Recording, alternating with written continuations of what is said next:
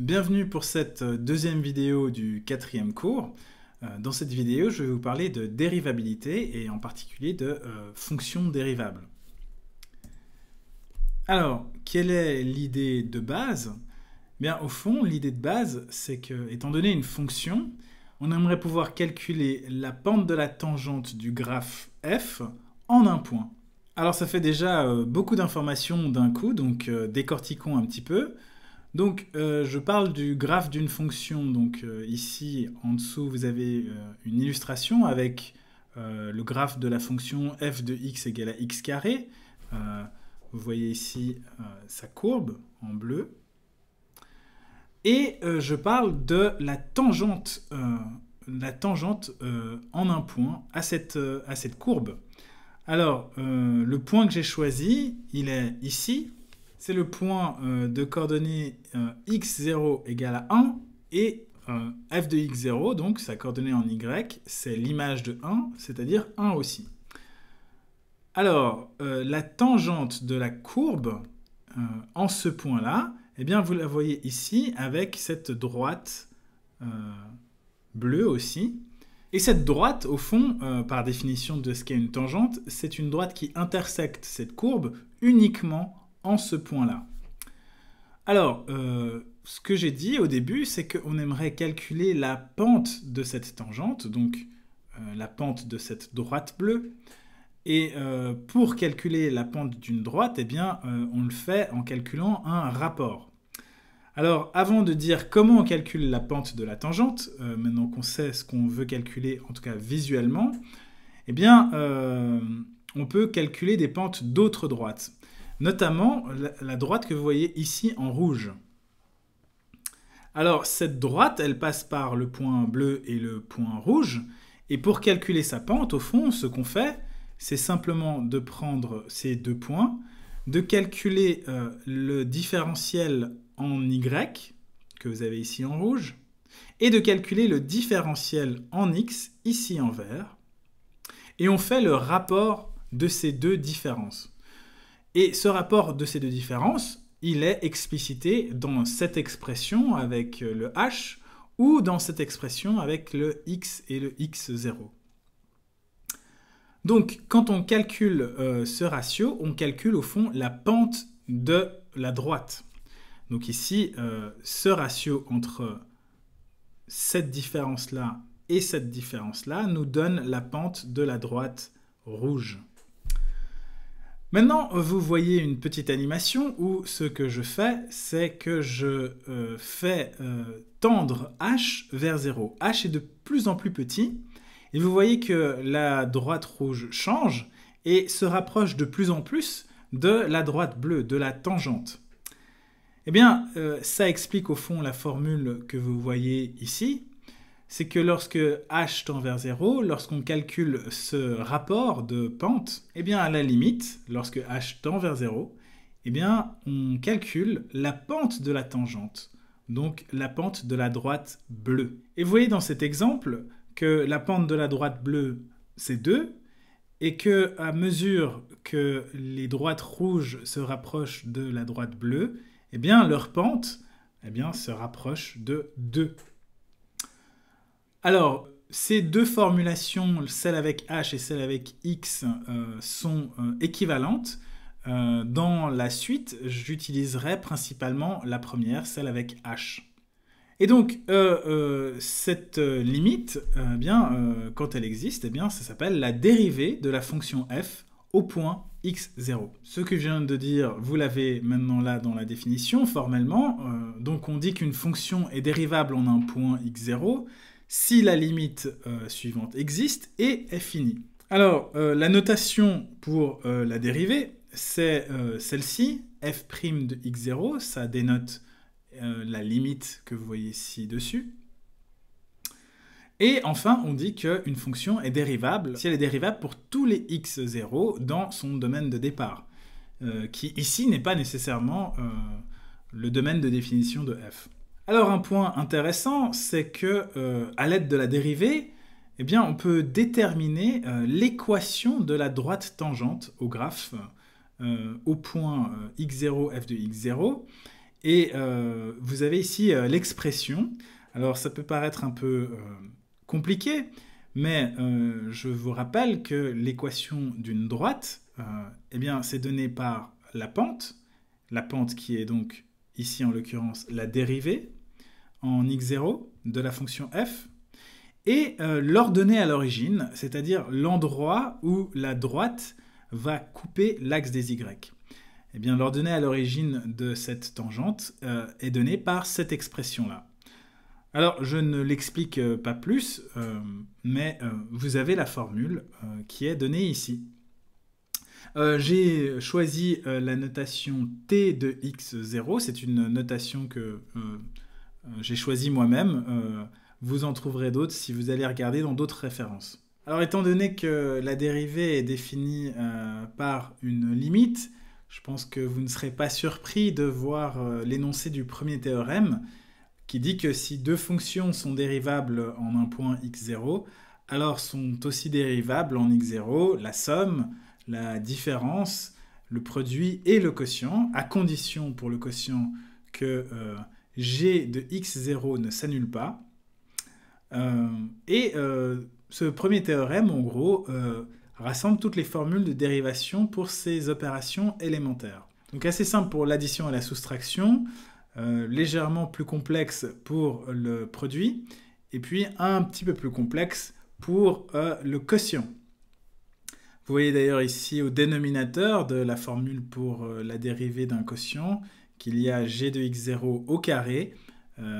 On comprend bien pourquoi il est nécessaire que g de x0 soit différent de 0. Deuxième théorème qui nous donne la formule pour la composition de fonctions. Donc si f est une fonction dérivable en x0 et que g est une fonction qui est dérivable en f de x0, alors la fonction composée g rond f est aussi dérivable en x0. Et vous avez la formule de la dérivée en x0 de g rond f ici, qui porte d'ailleurs un nom qui s'appelle la dérivée en chaîne, ou en anglais chain rule. Alors continuons avec quelques dérivées de fonctions que j'appelle usuelles. Donc, premier exemple, la dérivée d'une fonction constante est toujours égale à 0. Deuxième fonction, les fonctions puissance n-ième. Ici, n appartient à z étoile, donc tous les nombres entiers sauf 0, positifs et négatifs. Et la dérivée des fonctions puissance eh bien, est donnée par cette formule-là. Pour la fonction exponentielle, eh bien, la fonction exponentielle, sa dérivée, c'est elle-même. Et enfin, pour la fonction logarithme, eh bien, la dérivée de la fonction logarithme, c'est la fonction inverse. Alors, vous avez peut-être remarqué que j'utilise la variable x pour parler des fonctions et la variable x0 lorsque je parle de la dérivée. Alors, c'est un choix de notation qui n'est pas très important, mais au fond, je fais ce choix pour bien signifier que lorsque je parle du point x0, c'est un point où je considère la dérivée de la fonction f. Et donc, je veux distinguer x0 de x, car une des définitions de la dérivée, c'est de faire la limite lorsque x tend vers x0. Donc, je préfère garder x0 pour parler de la dérivée, histoire d'être sûr que on ne confond pas les x, entre guillemets. Alors, une deuxième formule donnée par le théorème ci-dessous, dérivée de la fonction réciproque, eh bien, qu'est-ce qu'il dit? Il dit que si une fonction est bijective, dérivable en x0, et que la dérivée de cette fonction en x0 est différente de 0, alors sa réciproque sera aussi dérivable au point que je note y0 qui est égal à l'image de x0 par cette fonction, par f donc, et la dérivée en ce point, y0, de la fonction réciproque est donnée par cette formule. Vous voyez bien l'importance du fait que f' de x0 soit différent de 0, étant donné la formule.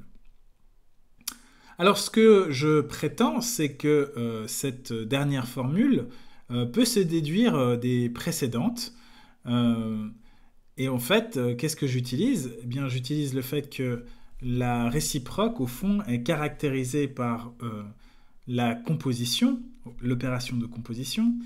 C'est-à-dire que lorsque je compose f-1 avec f, eh bien, j'obtiens l'identité. Et comme j'obtiens l'identité, je connais sa dérivée. Il me suffit de considérer les fonctions puissance unième, n égale à 1. Ce qui me donne la formule suivante. Et deuxièmement, je connais la dérivée de la fonction composée. Ici, je considère la fonction composée f-1 avec f. Et lorsque je développe la formule, ça me donne cette expression. Donc, du coup, j'ai la même expression qui vaut d'une part 1 et d'autre part f-1' de y0 fois f' de x0. Eh bien, il ne me reste plus qu'à égaler ces deux expressions et j'obtiens la formule du théorème. Alors, dans la précédente vidéo, on a parlé du concept de continuité.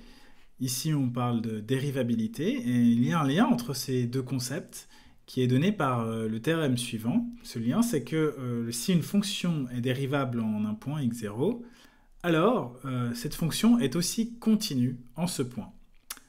Donc ce que ce théorème dit, c'est que la continuité, c'est une condition qui est nécessaire à la dérivabilité. Autrement dit, si vous avez une fonction qui est discontinue en un point, vous avez la garantie que cette fonction ne va pas être dérivable en ce point-là. Ici, vous voyez une petite animation qui l'explique. Donc une fonction est dérivable en un point si la limite, lorsque h tend vers 0, de f de x plus h moins f de x0 divisé par h existe et est finie. Donc je vous rappelle que pour qu'une limite existe, il faut que la limite à gauche et à droite existe. Et ce que vous voyez dans l'animation là, au fond, comme on l'a vu au premier slide, la limite qu'on fait lorsqu'on calcule la dérivée, c'est une limite de droite au fond qui tend vers ce qui devrait être la tangente à la courbe. Alors on voit que lorsqu'on s'approche depuis la droite avec ces points rouges, eh bien nos droites rouges tendent vers une droite qui est verticale, alors que si on s'approche depuis la gauche de ce point, eh bien on tend vers une droite qui est horizontale. Donc on ne tend pas vers la même droite qu'on s'approche par la gauche ou la droite de ce point-là.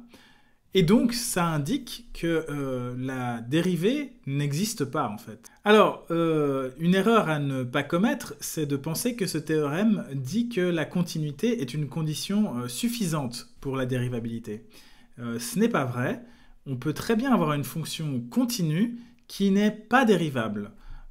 En l'occurrence, là vous avez la fonction valeur absolue qui est continue en 0, mais qui n'est pas dérivable en ce point. Et si vous regardez ce qui se passe dans le graphe, au fond, en 0, vous avez une sorte de pic ou de pointe.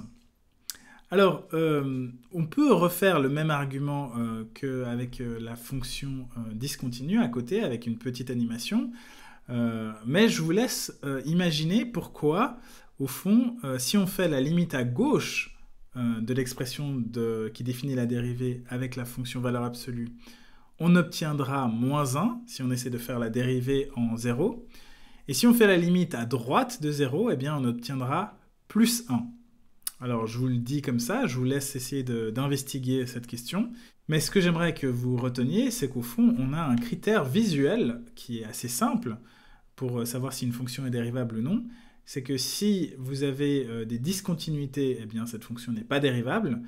Et si vous avez des pointes, eh bien cette fonction n'est pas dérivable non plus. Alors, étant donné une fonction, sa dérivée peut aussi être considérée comme une fonction à part entière.